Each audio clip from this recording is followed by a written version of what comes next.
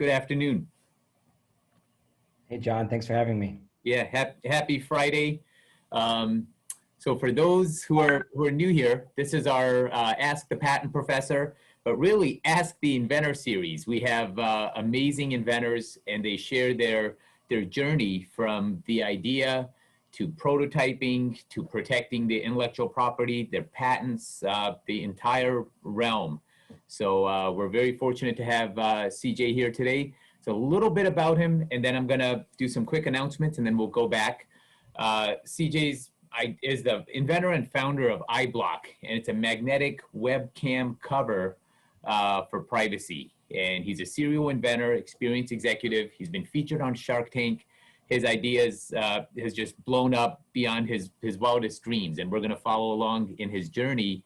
But real quick, next week, we have a medical device inventor, Dr. Harold Hess. Is the founder of EnduroLock, vibration-resistant fastening technologies, uses completely outside the medical industry, aircraft, spacecraft, the oil and gas industry, the winner of the 2019 NASA iTech Award. And then finally, October 28th to October 30th, for those, some of you may already be following this, it's our virtual summit, the largest inventor summit. This is a great opportunity if you're, because of the pandemic, it's all going to be online. So there's no travel costs to attend. There's no registration fee. It's completely free. You may not be able to attend this after the pandemic. We may not go back to the virtual model again. So mark your calendar, October 28th to the 30th. The keynote is by Kevin Harrington. If you don't know Kevin, he's one of the original sharks on Shark Tank. He has over 500 products he's developed and generated revenues of over $5 billion. So let me stop sharing the screen now that we have those announcements out of the way. And then we're back to CJ. CJ, I think you're, oh, there you are. You disappeared for a second. So Eyebloc, the magnetic webcam cover, the idea started in 2013. At that time, computers were just beginning to have cameras built in. Edward Snowden had his recent leak. It was all over the news. Security was important. 2 months, 2 days would be nice, but 2 months after launching his company, CJ was featured on Shark Tank. And without further ado, CJ, welcome to the show. Oh, you're there. Thanks so much for having me. I had myself muted while you were talking. Really appreciate it. And yeah, look forward to sharing the story of Eyebloc, and if there's questions, happy to answer those as well. Where would you like me to start? Yeah, so before getting to the product, I'd like everyone to learn a little bit just about you and your background, who you are, and let us up to that point before you became an inventor. Yeah, sure.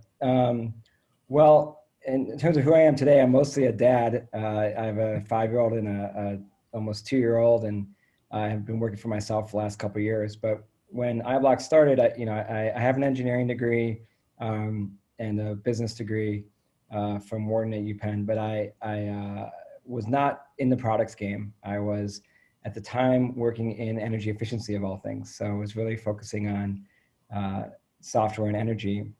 But just had this idea around the webcam cover. And what started off as kind of a joke with friends where I'd say, hey, I'm going to be an Eyebloc billionaire because I'm going to create this thing that covers your webcam.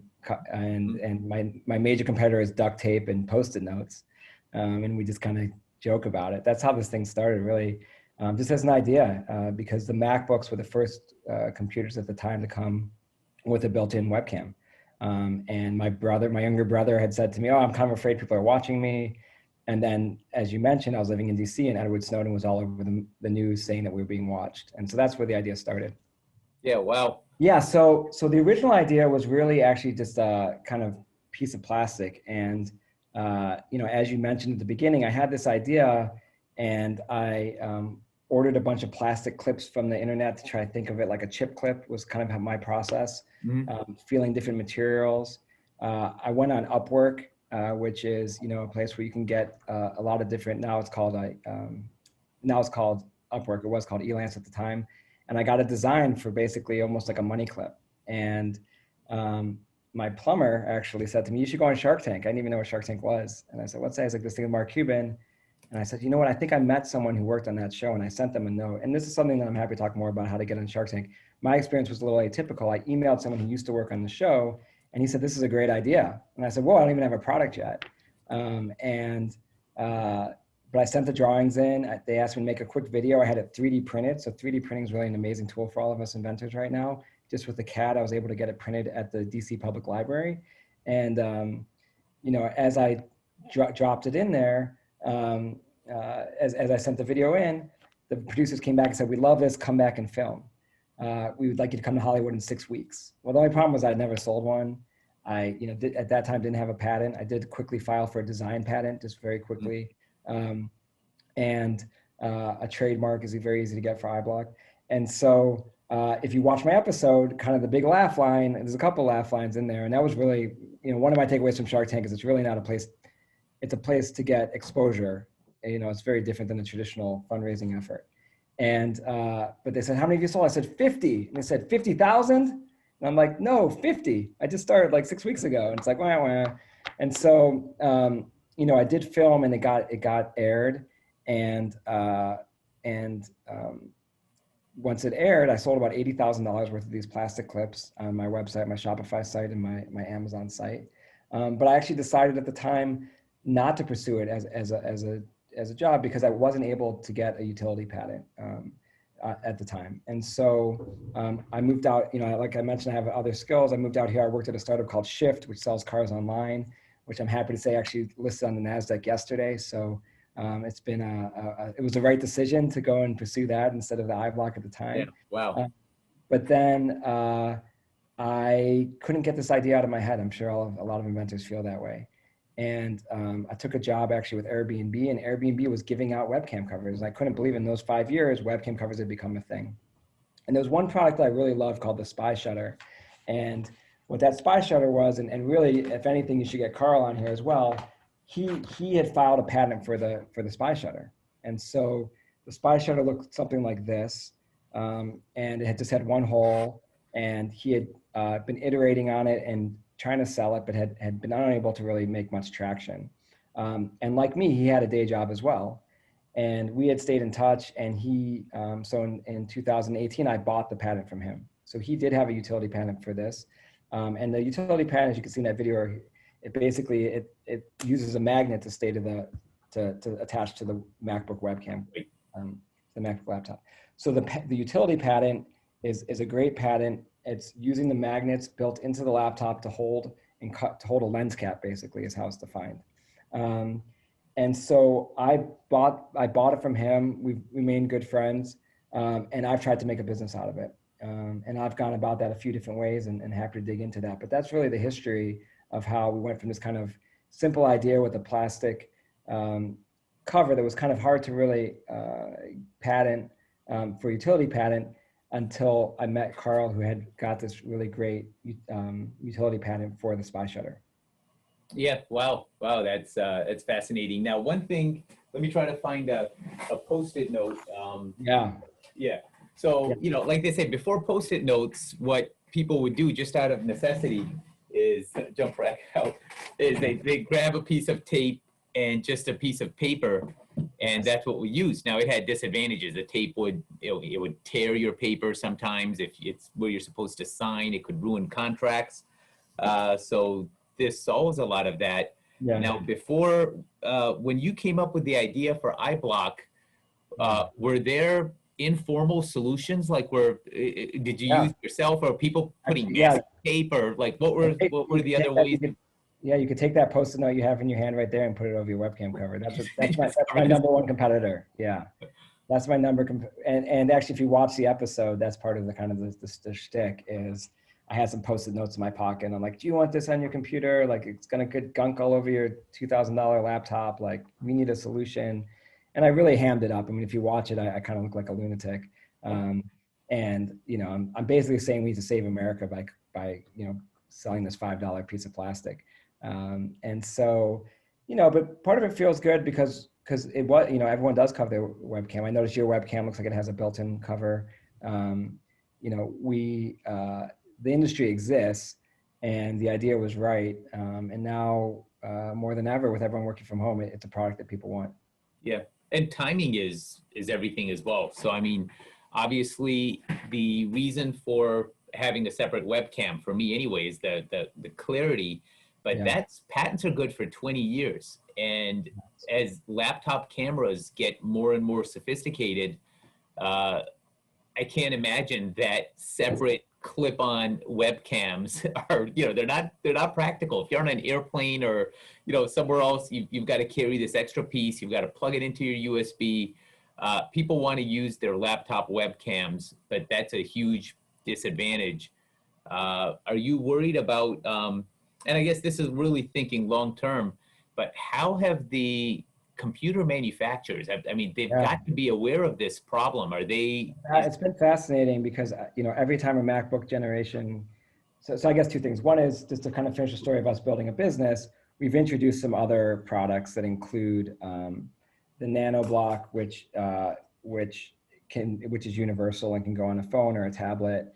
And this is not patented, but I have actually been able to still license it and sell it to Kensington. So Kensington, the big company, now sells both of our products globally, which was kind of a big win. So Eyebloc, you know, you can, I don't know if you can see, but it's got all these different languages. And so they're distributing this one, which is not patented, but then they're also distributing the magnetic one, which is patented for us. And I would just say that, you know, I get frustrated because eventually MacBook will have a built-in cover, and then this magnetic one, the value will disappear. And so I've been trying to get it into the market as much as I can for the last 2 to 3 years. And every time a new MacBook comes out, I hold my breath because the competitors like HP are starting to just build in built-in covers. But so far, Mac has not, you know, I guess two answers. One is that the new ones still don't have a built-in cover, and the old ones will still be around for another, 3, 4, 5 years. So I think as more and more people want covers, if you have one that doesn't have a cover, it makes sense to buy it.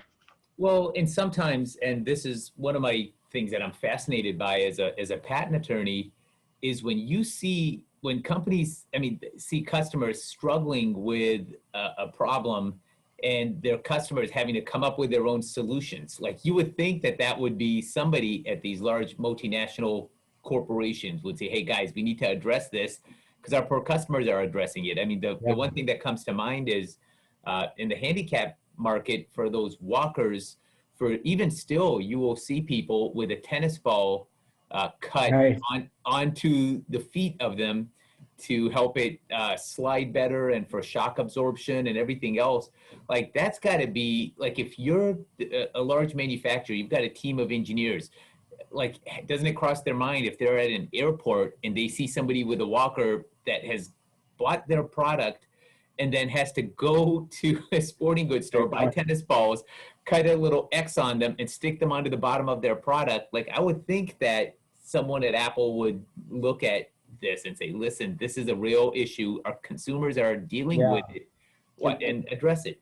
Yeah, and it's been interesting. So Apple and HP have taken two different paths. So HP now has a built-in cover. They made a huge deal about it. They put out a research report that people want this. Apple has addressed it a different way. Apple has said, we're so good at software that if the light's off, then it's off. That's basically what they've said. And I think that's still missing the point, because all of us that are now on these webinars all the time, even if the light's on, if I walk by in my robe, or my wife walks behind me, or my kid jumps on my lap, I'd like to know that I can physically kind of something quick. We've all seen the YouTube videos where, like, the news reporter is there and his kid walks into the room or whatever. Like, you don't have the luxury of time to be, like, even right now, you saw me when I'm trying to play that video of yours. It's, it's not like I'm not like a pilot flying an aircraft, but you've got like 4 or 5 different things running at the same time. You've got to minimize something, take something else off your screen, and then turn the camera off. The easiest thing is something. So this is why we need to kind of, speed to market on this. And that's why we frankly have done partnerships. So we decided to partner with Kensington because they have a distribution channel. Big companies, companies like eBay, Pivotal Labs, which is a software company, Asana, which is a software company, Uber. A lot of tech companies are buying these from us. They were also, before the pandemic, people were buying them and putting their logos on them. So this one's like kind of cool. For example, like this is a company called Ripple.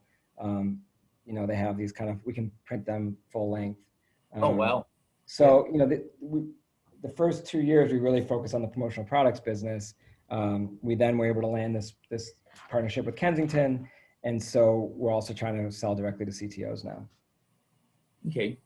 Now, one thing I want to kind of go back to, like the Sharks, they were pretty tough on you for not having a patent. And I got to commend you for being just 2 months after your product's launch to have had the gumption to send in the application, get on Shark Tank, and go on there. Yeah, no, it's in hindsight, it's a lot better than it was at the moment. That's for sure.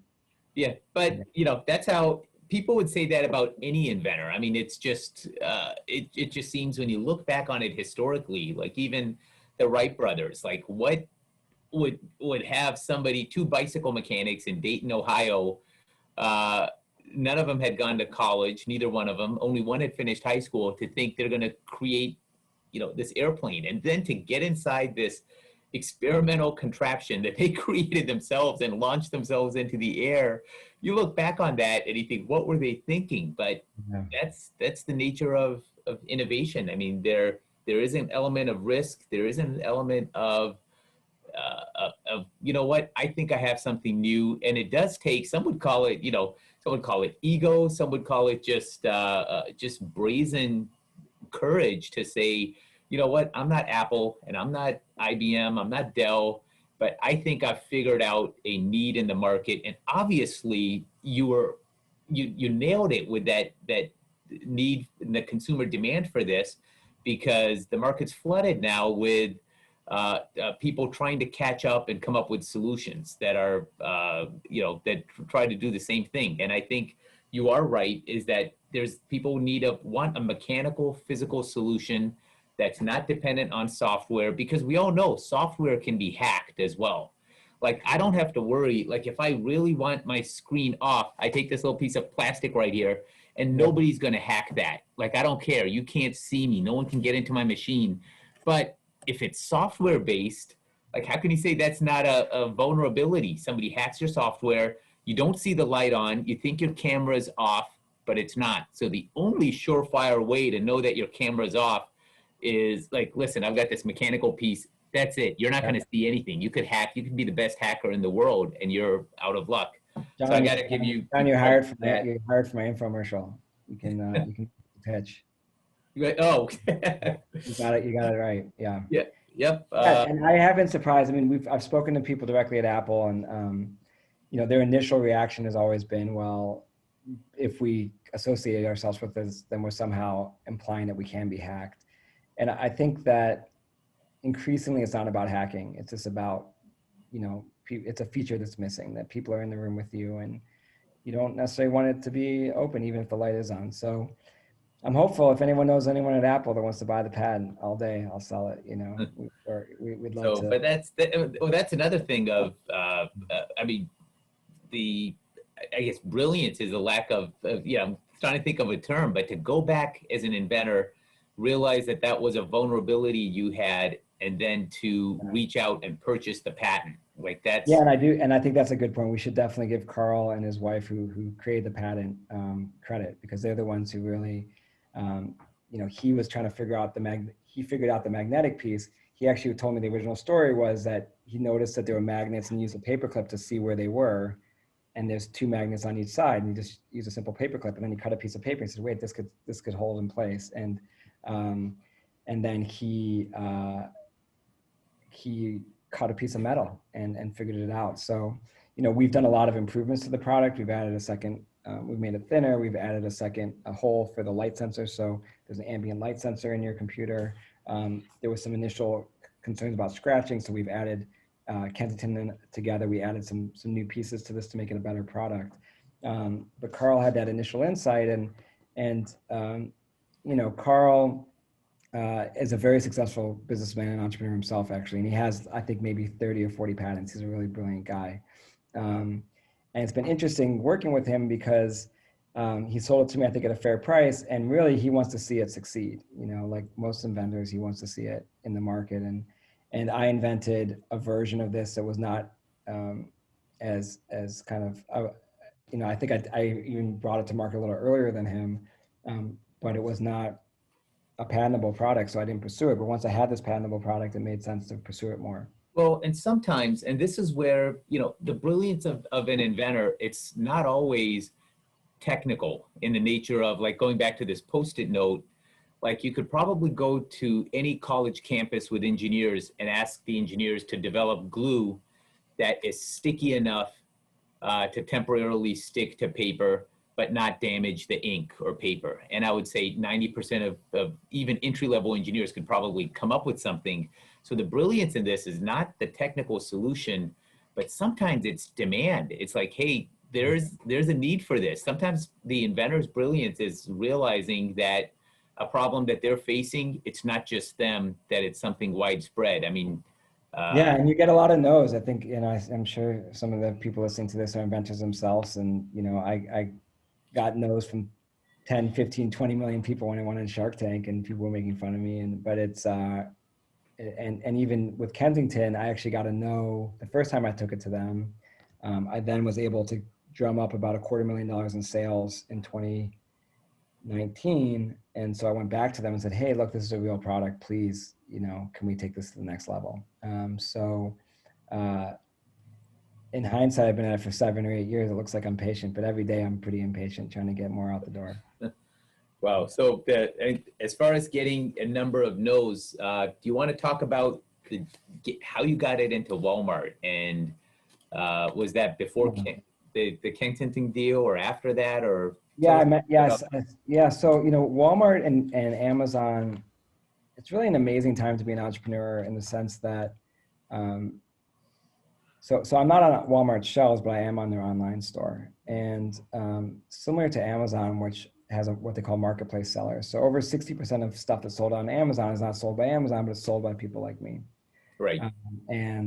But you know what, that whole distinction of not available in stores and available online, the pandemic's like changing the entire world. Yeah, exactly. And so for a lot of people, it really makes no difference because I don't think shopping is ever going to go back to the way it was. I mean, there were those, the early adopters that went to services like Shipt for groceries and such, but now everybody's adapted, and when the pandemic's over, it's not going to change. Yeah, and so what's so amazing about what Amazon pioneered and Walmart is now copied, and others, Newegg, is that anyone can sell on these platforms now. Walmart did have a slightly higher bar than Amazon, mostly just around paperwork that I had to find as an entrepreneur. It's not very organized, kind of some of the original incorporation documents, things like that. Right. And Walmart did approach me to list, so I don't know if they let everyone list. But Amazon lets everyone list. When I sold those first 50, I literally was printing them on a 3D printer 3 at a time, putting them in a packing myself, sending them to the Amazon warehouse. And as a buyer, it looks like Amazon's selling it. You can get it Amazon Prime, right? Even though it's sold by Eyebloc. And so I just think it's an amazing time to be an entrepreneur, like, because access is just much less expensive than ever before to do the things you need to do, manufacturing, distribution, and get customers in the door. It's, I've called in some of my, I believe even in one of my TED Talks, I've referred to it as the golden age for inventors, because it has absolutely never been easier to be an inventor. When you mention even 3D printing, the cost of 3D printers has gone down. Yeah, and so much is as a service. So the 3D printing, I used, a service called Shapeways that they have super high quality, and you don't have to buy a printer, and you just, they mail it to you. And the other, because it's so easy to start now, you might say, okay, well that makes it scary, but the reality is that people don't have the guts to go and start stuff. So I personally love sharing my ideas and making them better. I don't kind of just hold them tight, because no one's going to go knock on Kensington's door 100 times like I did, to try to get this thing through, the average person. So I'm happy to talk to someone who's got a day job and say, hey, what do you think of my product? How can you help me make it better? What would you do differently? And that's true for inventors or entrepreneurs. And you get told this is stupid a lot of times. And You know, obviously at some point, if it's really the wrong idea, you need to listen, but if you know it's the right idea, just keep chasing it. So that's funny. And as far as getting the no's is a big obstacle, but I speak to a lot of inventors where it seems like the simplicity of their idea, instead of being a plus, there's this perception out there that to be an inventor, you've got to have like a flux capacitor or something. Like, what's the catch? This is a I mean, Yeah, the hardest part was actually the manufacturing of this, because getting right. the paint right and getting the scratch right and getting it so it doesn't bend and finding the right thickness of material. None of that's in the patent, actually, right? That's trade Right. knowledge this time.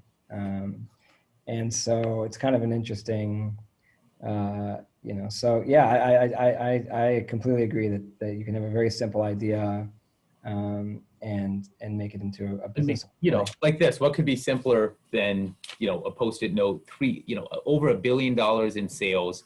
The coffee cup sleeve, that little cardboard sleeve that goes over a cup of coffee, the inventor, Paul Sorensen's licensed for over $1 million a year for close to 20 years. So, you know, the upside down catch-up bottle. I talk about some of these ideas because I can't tell you how many times I'm meeting with an inventor in my office, and their worry is my ideas. I almost didn't see you because my idea is not complicated enough to justify seeing a patent attorney. They think it's got to be like rocket science in order to be protectable. But if they've identified demand, that many times is huge. We're almost out of time, so I want to give you a chance to tell me, what of all the different wins you've had, what would you consider your greatest victory? And I'll give you just a quick preface. I remember seeing an interview by Jeff Bezos from Amazon, and the similar question asked of him. And sometimes the answer is surprising, because you would think, you know, it would be something like, well, when we took over Whole Foods, or when some major win.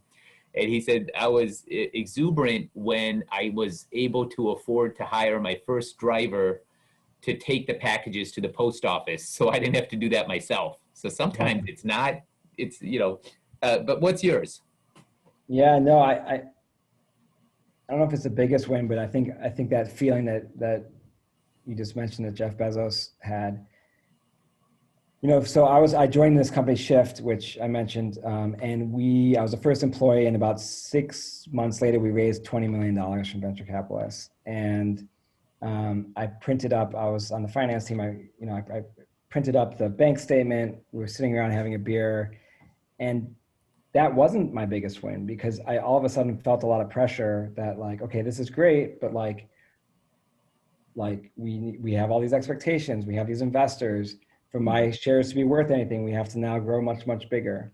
And I compare that to when, you know, when I sold that first webcam cover and I got a $20 deposit in my account, Right. 20 million, and I'm just like, man, I can go buy an ice cream right now. Like, this is amazing. And so Something that just started, like it started Yeah. from here, started from nothing, and then an actual buyer. So, and you know, so now every time my phone rings when I make a sale, my 5-year-old says, oh, we can go buy some more ice cream now. So I still get that little rush each time we make a sale.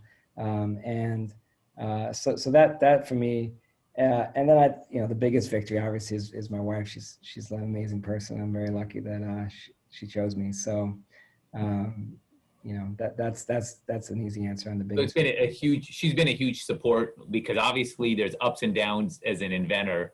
Yeah, she laughs with me, and she's hard on me when she needs to be, to say, hey, you know, is this really the right way for you to spend your time? And makes me kind of check in. We had a deal when I started Eyebloc. I could spend up to $1,000 on it. She said I could sell my bicycle, and I had like a road bike I wasn't using. So that's how we started, and she's been cheering me on ever since. Wow. And now one final question, and then Jenny, if you can put up the link for the virtual summit, October 28th to the 30th, for anyone that wants to join, and also the Inventors Mastermind, where I'll answer questions. It's our Facebook group about the invention process. But we talk about ups and downs for inventors, and there's several ups that we've kind of talked about with yours. I want to talk about the biggest dip, like the hardest setback which sometimes, and in a previous, I think an Inventor like a couple weeks ago, they put their product aside and just didn't touch it for they had almost given up. And it was, until the idea didn't die, kind of like what you mentioned with yours is you had, when you started with the startup, you put it aside, but it kept gnawing at you, wanting to breathe, saying, hey, listen, there's demand out there. So what was the biggest setback, one that almost had you give up, but you didn't? Yeah, I would say my appearance on Shark Tank. When I applied to Shark Tank, it was a joke. And I said, this is fine. But in those 6 weeks, I had convinced myself that, hey, this is a good idea. I've sold 50. I think that's kind of impressive since it was just an idea. I have a legitimate background. Why wouldn't these guys support me? And, I had convinced myself going in there why wouldn't they give me 50 grand? And it was very difficult. It's not like a real pitch because they don't know you. They don't know what your product is. It's kind of these, like, you go back and forth. It's made for TV, right? You're in there for 45 minutes. They cut it down to 6 minutes at the end. I've mentioned this before, but, so you go back to the trailer and they give you a psychiatrist, actually. So, like, you're in the trailer.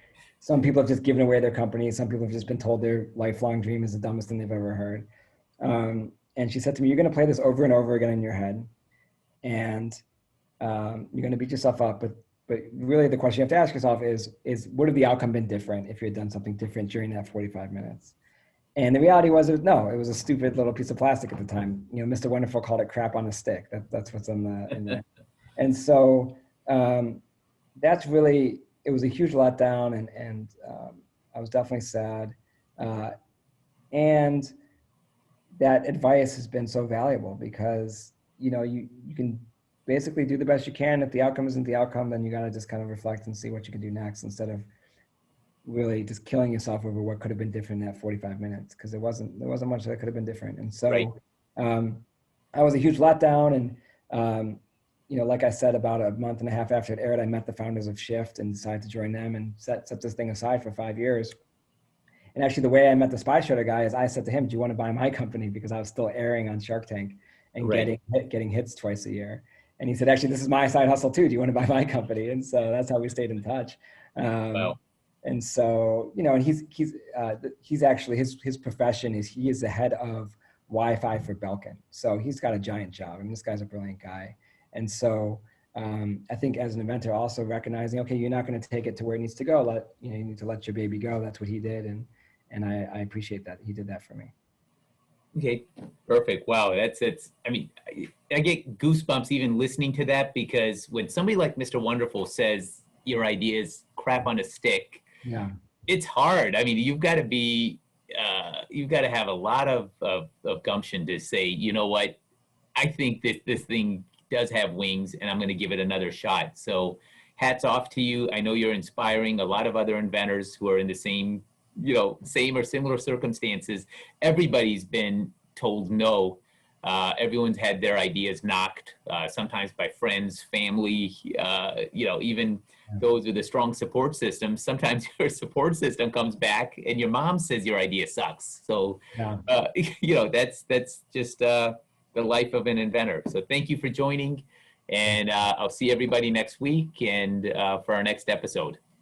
Thank you so much. Take care, CJ.